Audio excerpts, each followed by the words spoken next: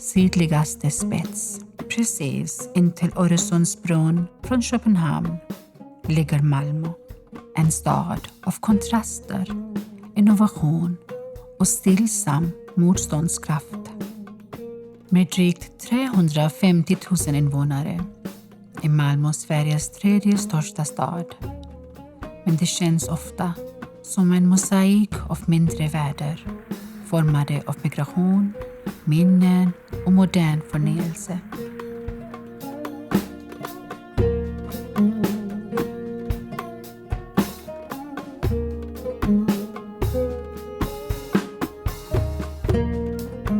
Nästan hälften av Malmös invånare har utländsk bakgrund och representerar över 180 nationaliteter.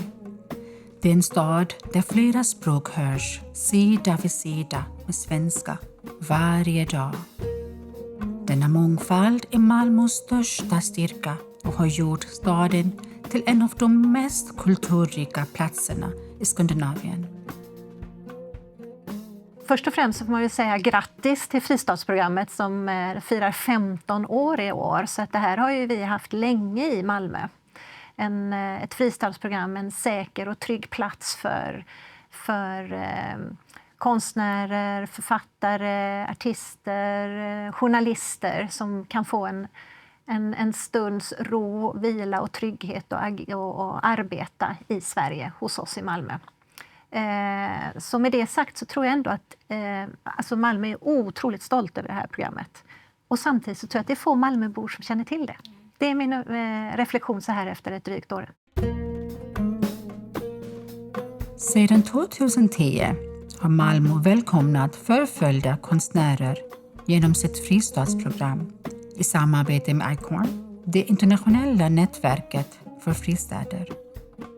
ICORN, International Cities of Refuge Network, ett globalt nätverk av städer som erbjuder skydd och möjligheter för konstnärer och författare som hotas i sina hemländer på grund av sin konst eller sina åsikter. Jag tror att det ligger lite i fristadsprogrammets uppgift att just vara en fristad för förföljda eller hotade, till och med till livet ibland, konstnärer, artister, journalister som kan komma till Sverige, till en fristad. Det finns ju flera i Sverige, Malmö är. Och vara här och i lugn och ro fortsätta med sitt skapande.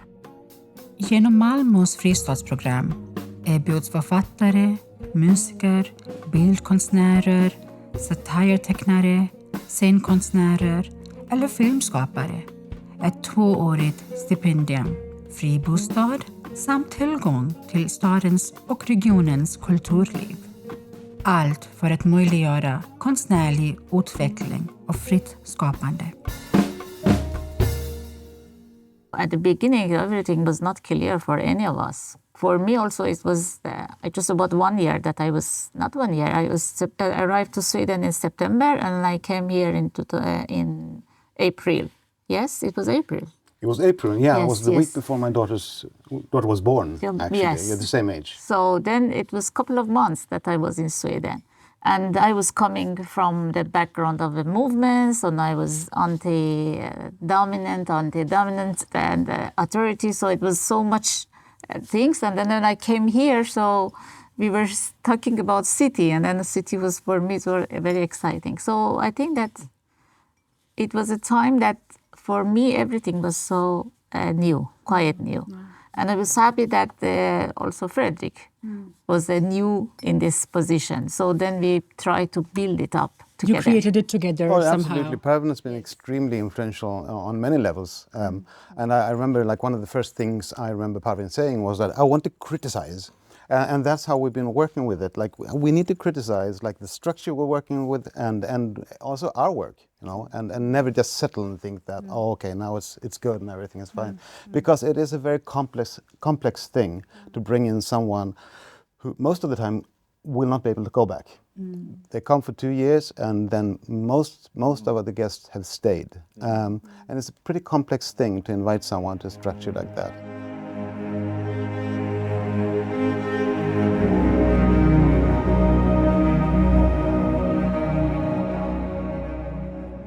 Nice to meet you, Rida. It's Mukhtar Wafai. I came from Afghanistan, and I'm here as a guest artist from 2019 to 2021. And I'm working as a journalist for an outlet based in London. It's called Independent Persian, and we are covering Afghanistan's news. Actually, because of that, I'm physically here, and my mind is in Afghanistan. So you and work? Yeah, Okay. because I'm working as a freelance journalist and as a journalist who is living in exile. And it's... Hem är inte längre bara en plats. Det blir en fråga. För många fristadsgäster är hem inte där de kom ifrån, utan där de kan leva fritt. Malmo ersätter inte det som gått förlorat. Det erbjuder något annat. En självvald tillhörighet. Malmo is my home, as Kabul is. Malmo protected us, gave new life for us. And also, I made my new career here in Sweden, especially in Malmo. Me and my family, we all integrated here. It was not so easy. No. Because it's very different between Afghanistan and Sweden. The culture, the language, everything. But we tried, we learned, we integrated, and we made everything here possible. Om jag var i Afghanistan med en dotter, vad skulle hända med henne? Hon var absolut sitta hemma. Min fru idag jobbar som förskollärare. Absolut hon sitter hemma i Afghanistan.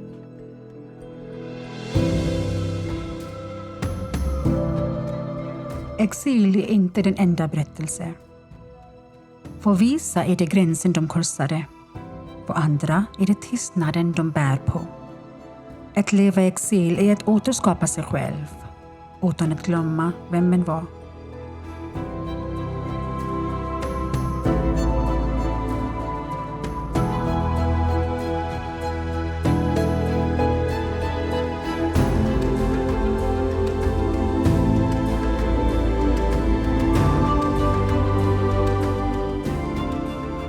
Actually, I feel a place calls home when you miss it when you are away, and you want to go back. Always, you want to go back to there. If you are asking about Malmo, I feel Malmo like home.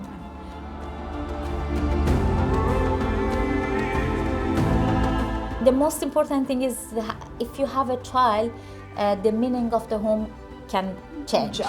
Yeah. My daughter feel that She's home to you. Yes, Yeah. she's Yeah, I here get it. in home, so I feel home wherever she is. she is. Yeah, beautiful.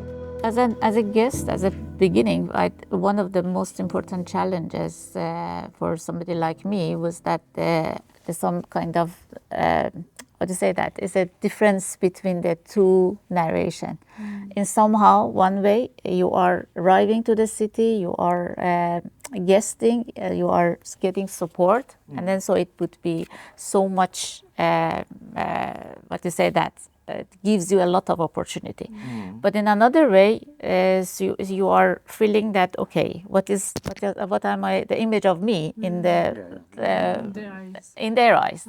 So then it was a lot of things. So because sometimes you will see that of course the city or not the organizations shows to that a lot of support, and then you have to be thankful. That would be great. But sometimes the difference between it's a bit difficult. How we should say that? For example, how long I have to be thankful. And this is one thing. And then another thing is when you are coming to the city and then you are a guest, so you just thinking that you get support, as Sveta said, you can do whatever you want. But then how is my responsibility as a guest in this city? So then I think between these two, there is so much spaces.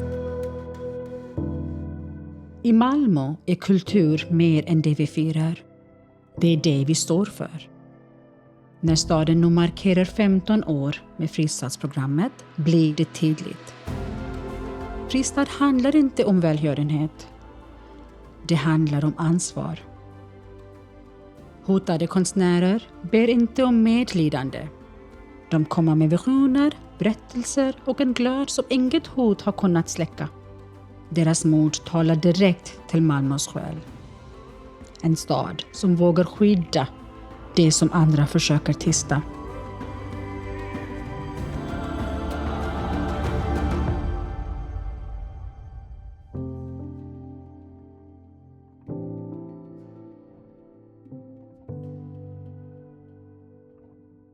بەبڕوای من ئەو شتە زۆر گرنگە کە هەموو کەسێک لە وڵاتێکدا کە کەسێکی تری نوێ دێتە وڵاتەکەیان ئەوە بیر بکەن کە ئەم کەسە هاتووە لەناو ژینگەیەکی نوێدا کلتورێکی نوێیان کلتورە جیاجیاکاندا ئەوە زۆر قورسا بووی ئەو بەتەنیا نیشتیمانێک بەجێ نەهێڵاوە ئەو ناسنامەیەکی بەجێ هێڵاوە کلتورێکی بەجێ هێڵاوە ژینگەیەکی بەجێ هێڵاوە کە دێتە ژینگەیەکی نوێدا وەکو مناڵێک دیسانەوە دەست پێ دەکەتەوە خۆی نوێ دەکەتەوە هەموو کاتێک ئەو هەز بەلاوازی ئەکات کە قسە دەکات بە قسای بڵین بە زمانی دوام قسە دەکاتن چونکە وا بیر دەکات چەند هەوڵی بدات چەند بزانێت هێشتا پێویستە وەکو ئەو کەسەی بەرامبەری خۆی کە زمانەکەی ئەو نیشتیمانەیە وای لێ بکاتن کە وەکو ئەو قسە بکات بەس هەر ئەو بەلاوازی ئەبینیتن دەزانیت کە ئەو کەسە پلە دووە وەکو من زمانەکەی من نازانێتم.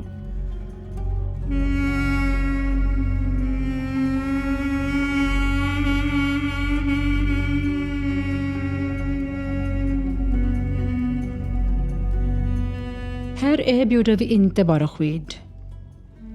Vi erbjuder utrymme att skapa. Vi lyssnar, vi lär och vi låter dessa röster forma oss. Fristadsprogrammet är inget projekt. Det är en del av stadens hjärta.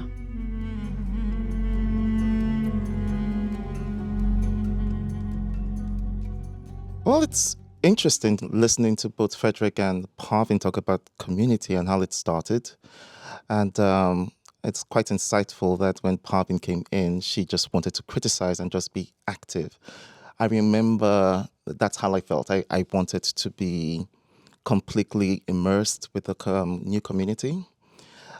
I remember my first day in Malmo. I was really quite tired. I was coming from the US. And I still had to meet this large group of people within an hour of my arriving.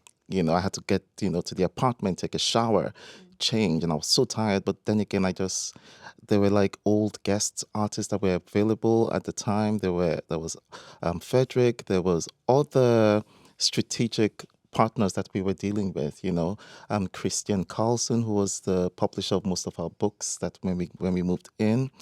But for me as well, I think the most pivotal thing I thought of was in the letter I got from Malmo Stad. It says, you're not obligated to do anything. So you can come in. If you choose to be an invisible artist, that's fine. You're not obligated to do anything. But for an artist who is troublesome, you want to be reactive. So I always felt from day one that I want to do something. I want to be able to contribute to this new community.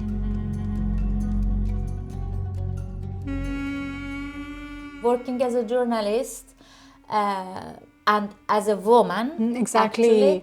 Actually, It's just like double the pressure. Yeah, exactly. Yeah, because yeah. they don't like you to have a louder voice than them. Yeah. And they want to make you Suppress silent. you. Yeah, of exactly. course. Yeah. People who censor, who are like not for democracy or freedom of speech, if you have to directly speak to them, what would you say?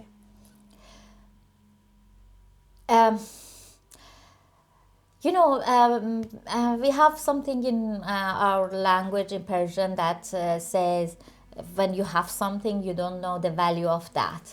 And when you lose it, then you understand what is it, what does it really mean. So those who are not experiencing any censorship, they have been always free in their life, in their social daily life. They don't understand, okay, what is that when for example, I as a Middle Eastern Iranian women feel to be, free in their society without a separation from their religion, government, family.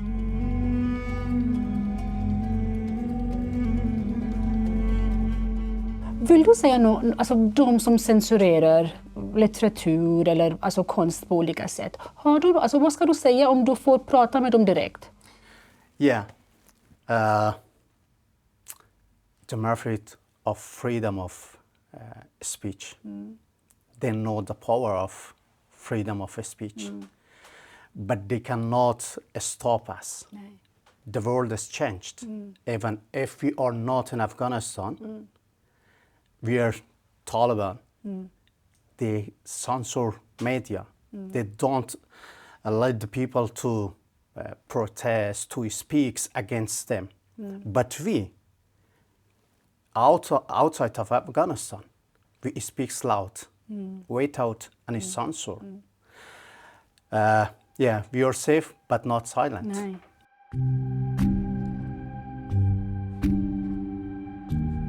Yttrandefrihet handlar inte bara om att tala. Det handlar om att bli hörd. Att skapa utan rädsla och leva utan kompromisser. I en värld där denna frihet krymper blir fristaden en form av motstånd. Freedom for me as a journalist who lived in a very dangerous place and I lived part of my life under threat. It's a complex word for me. But right now in Malmo, it means for me to write without fear, writing without fear, and doing job as a journalist without censorship, and going to bed without planning a escape, and raising my daughter without fear. Sweden might seem like a rich country, but for an artist it's still difficult. There's no cash flow in the arts, so for writers you have to find your way. So as a guest writer, a guest artist, you have 2 years to sort of build that future. And it's not a very long time, and first you have to navigate and understand. And one thing that I find important is that to do that, you leave your networks, you leave your family, you leave your networks, and you have to rebuild that, you have to build that very quickly. For us who are actually on location, who've built that before, then it's really up to us to share that immediately with the new guests. Because there's something about how, when someone leaves, an intellectual, an artist leaves the place, you have this brain drain. But if you're not on the other side, if there's not a brain gain, if it's just drained from one side and this person does not get to be active and to do art and to be an intellectual, then you've lost twice. It's a double drain instead of a one drain and one gain, if you know what I mean. So I think it's extremely important to actually immediately get people into the circles that they need to build. And imagine that in Sweden we now have I think 25 or 26 guest cities. So the influx of brain power and art from around the world to this country is just amazing. Every 2 years you have 25, 26 new people coming in with their thoughts, ideas and their backgrounds. It's huge.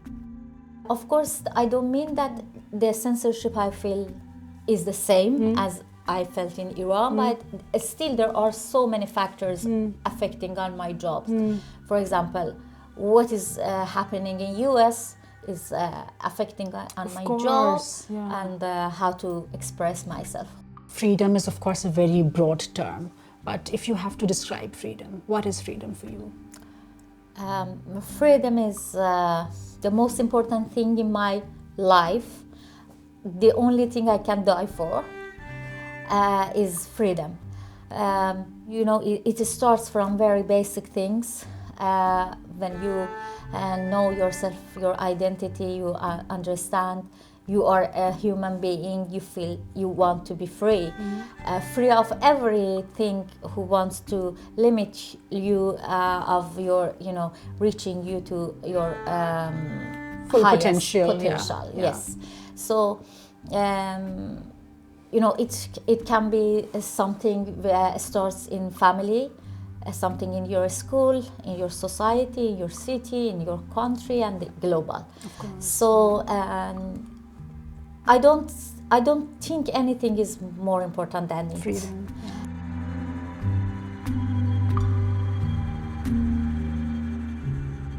När politiken hårdnar återvänder osäkerheten. För många fristadsgäster är rädslan för framtiden inte abstrakt. Den är väl bekant. Men även i sköra tider fortsätter viljan att skapa. It's a double-edged weapon or effect, because if you are in a dangerous place, you have more adrenaline, you have more to say, you want to shout or scream or yell or angry. You have a lot. You're so it's not inspired, but you're so motivated. I get it. When you are in a safe place, you have motivation, less motivation, but more wisdom. Because it's when you are in the danger zone, you are mostly doing a response for trauma, impulsive actions or miscalculated things.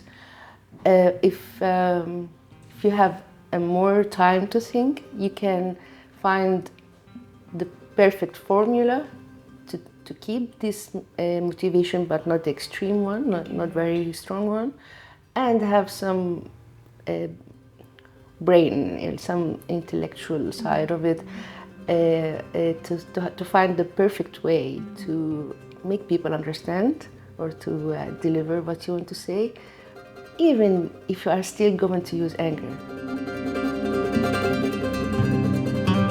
Fristad går i båda riktningar. När konstnärer finner trygghet och röst får Malmo något sällsynt tillbaka. Nya berättelser, nya rytmer, nya sanningar.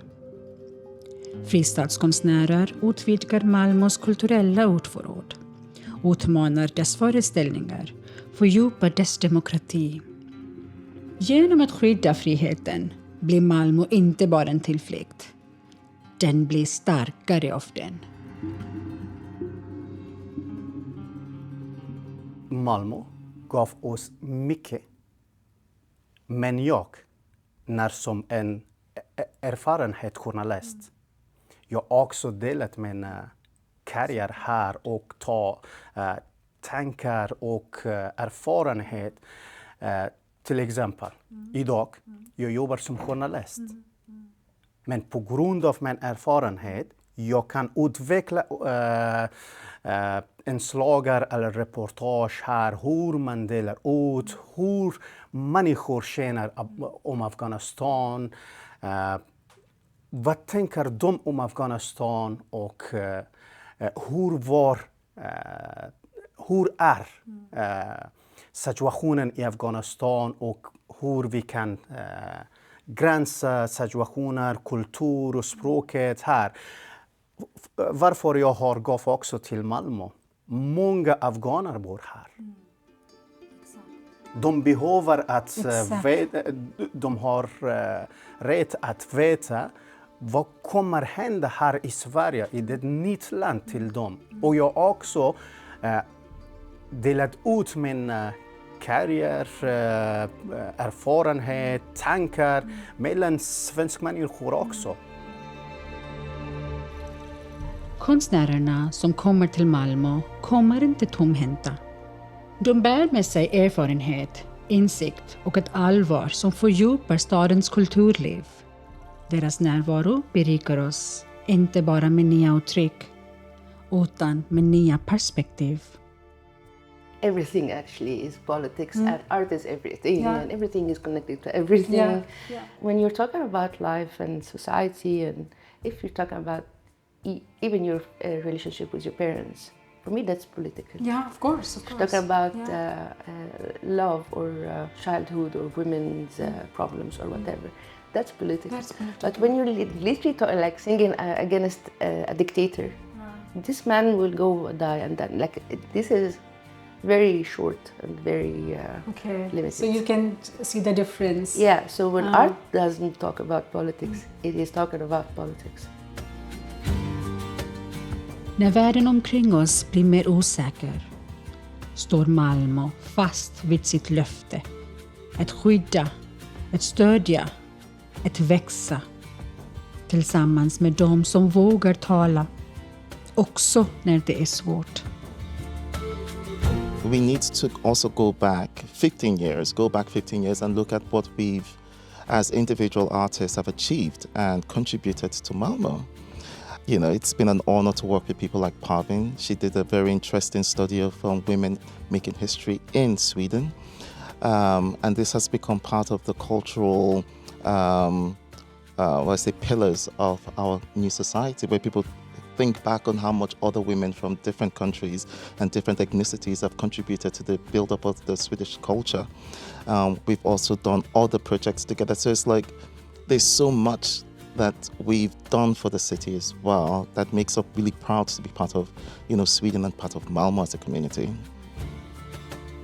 De här individerna kommer från helt olika bakgrunder. Allihopa är i någon krissituation eller är på flykt eller är hotade i sitt hemland. Så att då får man utgå ifrån den individen när de väl kommer hit. Men jag ser ju väldigt gärna att man är med och bidrar om man vill och kan bidra till kulturutbudet i Malmö. När jag tittar på de individer som har varit här under de här 15 åren så är det en enorm kompetens, det är en enorm kreativitet och kunskap som finns där. Så självklart är det en viktig del i vårt kulturutbud. Fristadsprogrammet handlar inte bara om nuet. Det handlar om att rusta för en framtid där yttrandefriheten aldrig tas för given. Det handlar om kompetens, inte bara i system utan i medmänsklighet. Och för Malmö är det något värt att försvara.